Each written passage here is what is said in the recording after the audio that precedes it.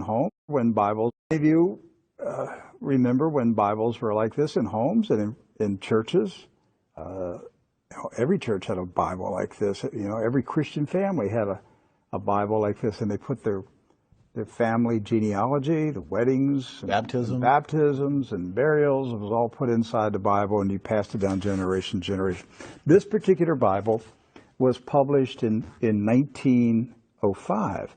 Now, the reason I brought it out is that I want to show a map that's in this Bible. Now, mind you, the Scofield Bible was not published until 1913. Right. And I have in my office an original 1913 Scofield, which was the introduction of the Zionist Masonic heresies about a future state of Israel and separating the church from Israel and all that rapture stuff. That's where it came from.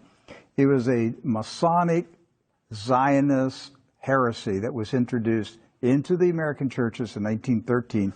This is a 1905 Bible. Pre-Scofield. Pre-Scofield, with no Scofield notes in it.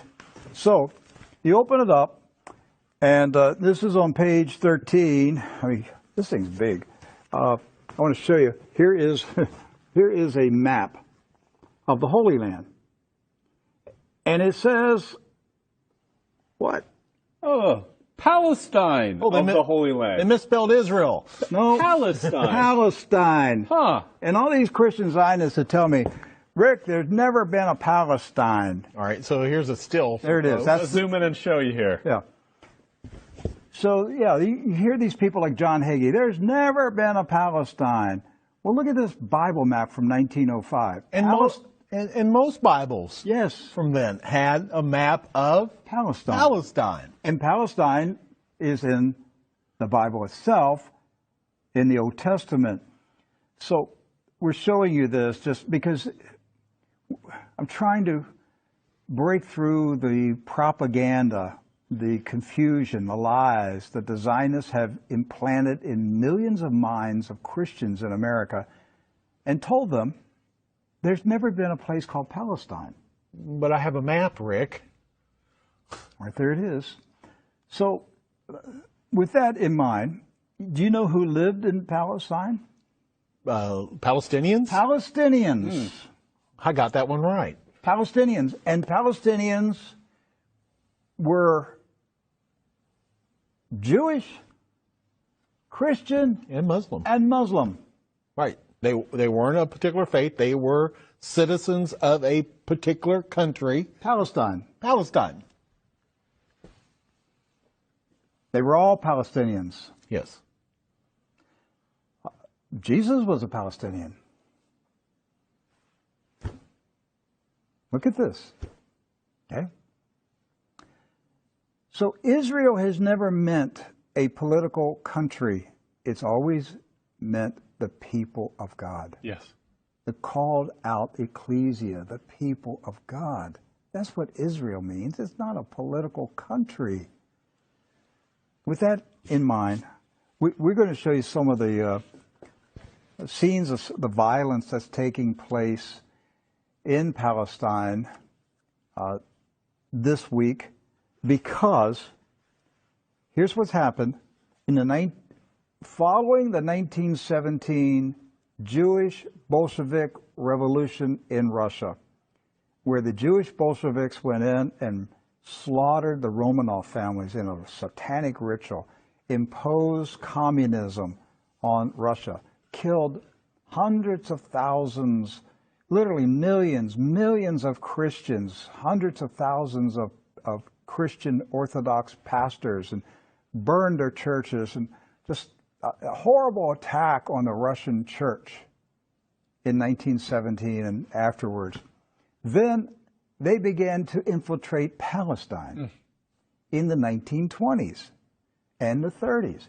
In the 1930s, there was a congressman in Texas, Lyndon B. Johnson, and he was smuggling guns and rockets and grenades from Texas to Palestine, putting them in the hands of the Jewish communist terrorists that were infiltrating Palestine. There was no Israel, no state of Israel. It was Palestine. And they crow about that. That's not a conspiracy theory. That's right from the Lyndon B. Johnson Library. The crates they were marked Texas grapefruits.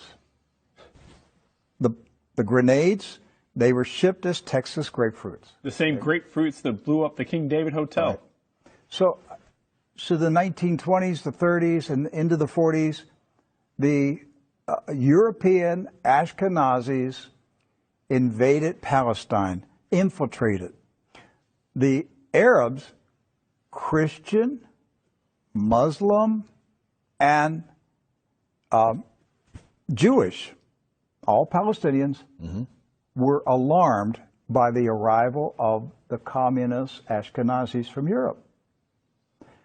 The so-called Jewish settlers were they killed the Jewish residents of Palestine. Yes. You understand that? They killed the Jews who lived in Palestine. They killed Christians. They killed Muslims. They finally got enough critical mass that they had enough numbers that they took over Palestine and declared their independence in 1948. And Harry S. Truman, a 33rd degree Freemason, quickly recognized this new country as a real country. And that's how we got to 1948 and the State of Israel. There's never been peace in the Middle East since that day. That day is marked by all Palestinians as a day of disaster. Nakba. Nakba. A day of disaster. The disaster continues to this day.